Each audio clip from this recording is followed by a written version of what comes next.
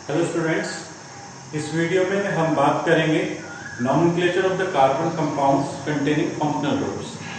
तो उससे पहले हमने एल्केन, एल्कीन्स, एल्काइंस इनके जनरल नॉमेनक्लेचर पे हमने देखा, वर्ड रूट फिर सफिक्स लगता है। Now will talk about the functional groups. तो सबसे पहले फंक्शनल ग्रुप समझते हैं क्या है। What is a functional group?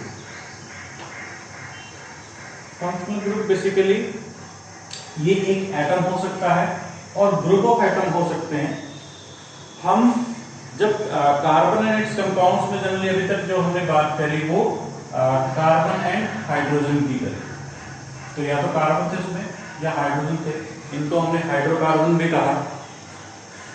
तो इन हाइड्रोकार्बन में अगर इनके अलावा कोई एटम या ग्रुप ऑफ एटम आ जाता है और वो भी ऐसा कि वो पूरी प्रॉपर्टीज उनकी चेंज कर दे, यानी जो फंक्शनल ग्रुप है वो डिटरमाइन करता है कि उनकी प्रॉपर्टीज क्या है। तो एक पर्टिकुलर फंक्शनल ग्रुप वाले सभी कंपाउंड्स की प्रॉपर्टी जो है वो सिमिलर होती है, यानी कि कोई भी ऐसा एटम जो कार्बन और हाइड्रोजन से अलग है या ग्रुप ऑफ एटम्स हैं जो उस कार्बन कंपाउंड की प्रॉपर्टीज को डिटरमाइन करेगा, तो वो कहलाएगा फंक्शनल ग्रुप।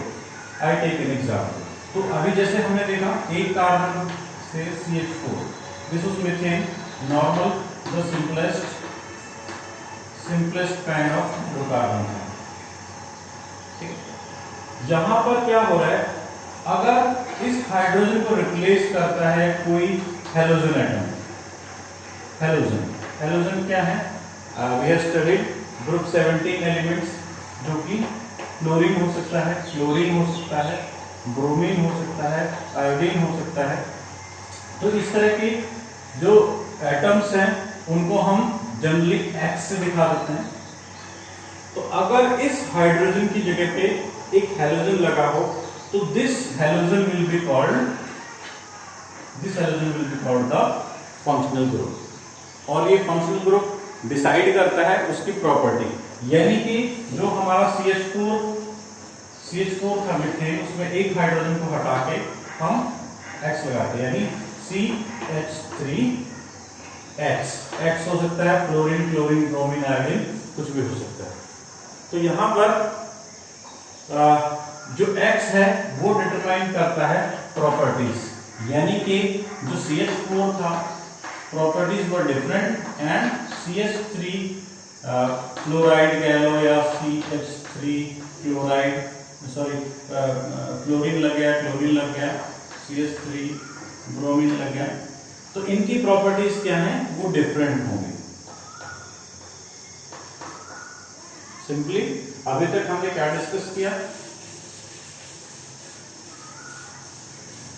एक एल्केन है, सिंपल एल्केन, ये मीथेन था, अभी तक नॉमेनक्लेचर हम समझ सकते हैं मीथेन। तो यहाँ पर जो फंक्शनल ग्रुप है वो हेलोजन एटम है, उसको हमने X से दिखाया, और X क्या, फ्लोरीन हो सकता है, क्लोरीन, ब्रोमीन, आयोडीन हो सकता है। अब एक तो फंक्शनल ग्रुप का हमें पता होना चाहिए कि फंक्शनल ग्रुप को रिप्रेजेंट कैसे करते हैं, कौन सा फंक्शनल ग्रुप है, और दूसरा उसका नॉमेनक्लेचर के लिए अब हम कुछ और कन्वेंशंस आपको बताएंगे। तो अगर फंक्शनल ग्रुप एक हेलोजन एटम होता है तो the compound will be named as halo alkane. Alkane का हमें पता है वर्ड रूट से एल्केन बनेगा और X एटम की जगह पे हेलो आ जाएगा। फ्लोरीन है तो फ्लोरो, जैसे दिस वाज मीथेन, और फ्लोरीन लगने से क्या हो गया, fluoro methane. Then we have fluoro methane, then we have bromo,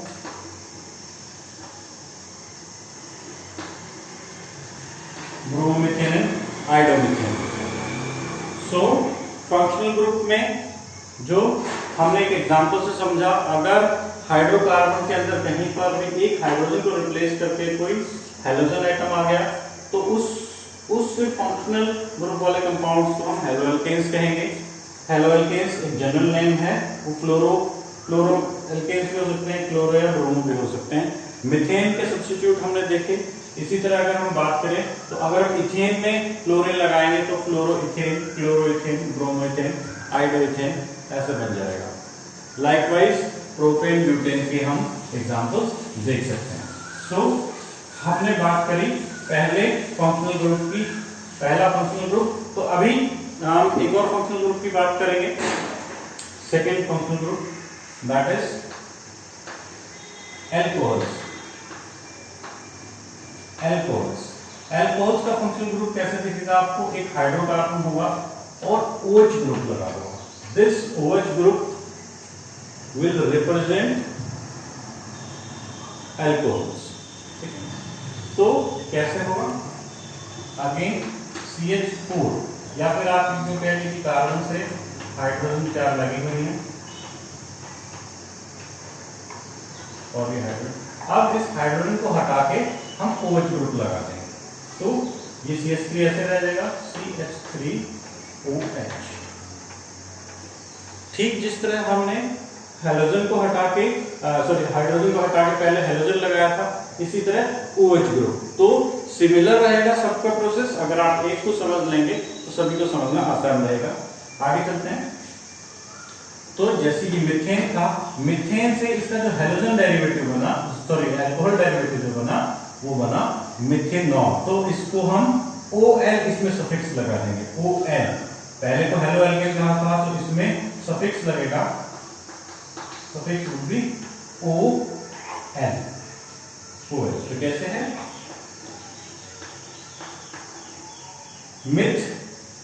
myth क्या था? Word root ANE। ANE क्यों आया? क्योंकि सिंगल बॉन्ड था। अब हमने इसमें OL और लगाना है, OL। तो दो वॉवल एक साथ नहीं आती, ये नॉमेनक्लेचर का पार्ट है, तो ये ई साइड की हट जाएगा यहाँ से। The name will be methanol, METHANOL। Similarly, we can repeat the entire process for ethanol। Ethanol के लिए हम इसको रिपीट करेंगे। इथेनॉल क्या है? सेकेंड मेंबर है। इथेन से समझेंगे पूरा, स्टार्टिंग फ्रॉम इथेन। सो दो कार्बन होते हैं, hydrogen, hydrogen, hydrogen and hydrogen and hydrogen and hydrogen. दो कार्बन 6 हाइड्रोजन, यानी C2H6। ये था हमारा इथेनॉल, सॉरी इथेन हो गया। अभी किसी एक हाइड्रोजन को हटा के यहाँ पर OH ग्रुप लग जाएगा, तो क्या हो जाएगा? यहाँ पर CH3 ऐसे बच गया, मैं डायरेक्ट लिख रहा हूँ CH3, और यहाँ पर बच गया CH2, दो ही हाइड्रोजन बची और एक OH ग्रुप लग गया। तो ये इथेन से इथेनॉल बन गया। ये इथेन था और उसके ETHAN था, E को हटा के OL, इथेनॉल। तो methanol, ethanol, propanol, butanol. Likewise आप पूरी होमोलॉगस सीरीज इसकी कंप्लीट कर सकते हैं। दो फंक्शनल ग्रुप हमने डिस्कस कर लिए। उसके बाद एक और फंक्शनल ग्रुप है, that is aldehyde. Functional group 3 है। Third functional group is aldehyde. Aldehyde कैसे रिप्रेजेंट होगा? R ग्रुप है, उसके साथ C डबल बॉन्ड O और H, या फिर इसको RCH ग्रुप कहते हैं। ये ग्रुप लगा होगा। तो यहां पर R कुड भी R हाइड्रोजन भी हो सकती है। तो सिंगल बॉन्ड पहले हम एक कार्बन एटम वाला देखते हैं, इसको हाइड्रोजन से रिप्लेस कर देंगे। R के लिए तो हाइड्रोजन भी हो सकता है, C डबल बॉन्ड O और H। तो ये जो है ये फंक्शनल ग्रुप है।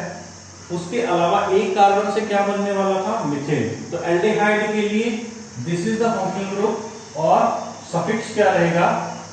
AL, पीछे AL लिख देंगे, इनका नाम लिख देंगे। सिंपली हमें एल्केन का नाम लिखना है और जैसे अल्कोहल में OL लिखा था यहाँ पर AL हमें कर देना है। तो नेम वुड बी HCOH। यहां पर इसका नाम क्या था, मीथेन।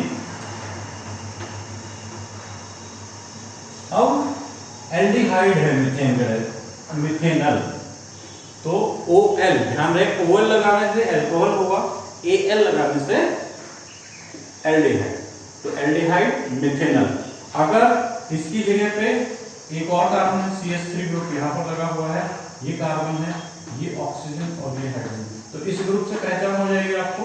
कई बार आपको बुक में ऐसे भी लिखा मिलेगा सीधा CH3 CH2, तो ये जो ग्रुप है एल्डिहाइड ग्रुप है, 2 कार्बन एटम है, तो इथेन था, इथेन का डेरिवेटिव है ethane AL, ethanal, so this is aldehyde AL।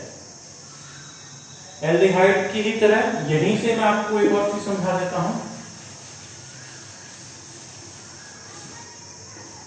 तो अगर इस हाइड्रोजन की जगह पे हमारे पास एक और ग्रुप हो, एक और एल्काइल ग्रुप हो, तो ये जो पहचान बनेगी CO bond, this will be called ketone. अब ये अगला फोर्थ आपका शुरू हो गया, एल्डिहाइड फिनिश हो गया, कीटोन्स COOH। तो यहां पर ये हाइड्रोजन नहीं हो सकती कीटोन में, अब यहां पर आपको हम एल्काइल ग्रुप लगा कर बताते हैं, CH3 C double bond O CH3। तो ये पहला मेंबर बन गया। क्या है ये, 3 कार्बन एटम्स हैं, 3 कार्बन आइटम है, तो क्या होगा, प्रोपेन, प्रोपेन होना चाहिए था। अब कीटोन्स के लिए हम सफिक्स क्या लगाएंगे, ONE, ONE, तो प्रोपेन E को हटा के ONE, प्रोपेनोन, प्रोपेनोन इसका नाम हो जाएगा। हमने अभी तक 4 फंक्शनल ग्रुप डिस्कस कर लिए हैं।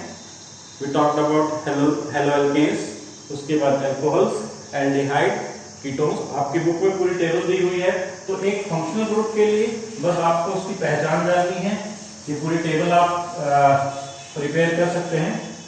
लास्ट एक फंक्शनल ग्रुप जो अभी आपके सिलेबस में है, that is carboxylic acid. Carboxylic acid, carboxylic acids क्या है, यहां पर आपको ये ग्रुप दिखेगा COOH, बस आपको ये ग्रुप की पहचान करनी है जैसे दूसरे फंक्शन की तरह। तो यानी कोई भी फंक्शनल ग्रुप के लिए आपको 3 चीजें जाननी है। पहली, उसकी पहचान क्या है, कौन सा कैसा वो ग्रुप दिखेगा, एटम्स कौन कौन से हैं, दूसरा उनका नाम क्या है, और तीसरा उनके लिए सफिक्स क्या यूज कर रहे हैं। तो COOH ग्रुप हो गया।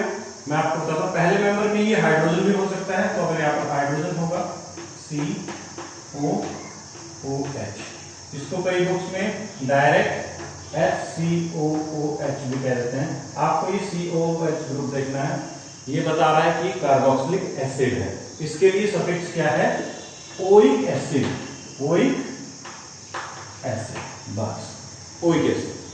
सो एक कार्बन से क्या कंपाउंड बनता है, मीथेन, और ई था, ई हट जाएगा क्योंकि ओइक एसिड बनेगा, मिथेनोइक एसिड। क्या बन गया ये, मिथेनोइक एसिड। सो मीथेन का जो डेरिवेटिव है दैट इज मिथेनोइक एसिड। अगर हम एक और एग्जांपल लें, अगर होगा CH3 COOH, ये हो गया आपका 2 कार्बन है, जो वर्ड रूट इथेन, इथेन था, इथेन में ई को हटा के oic acid, ethanoic acid.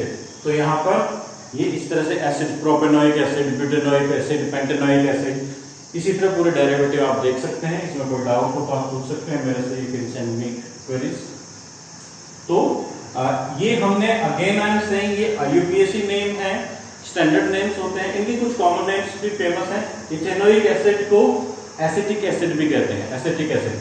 Acetic acid बड़ा इंपॉर्टेंट एसिड है, घरों में इस्तेमाल होता है। 5 to 7% ऑफ एसिटिक एसिड को हम विनेगर कहते हैं या सिरका कहते हैं, जिसको हम अचार या मुरब्बे वगैरह में इस्तेमाल कर सकते हैं।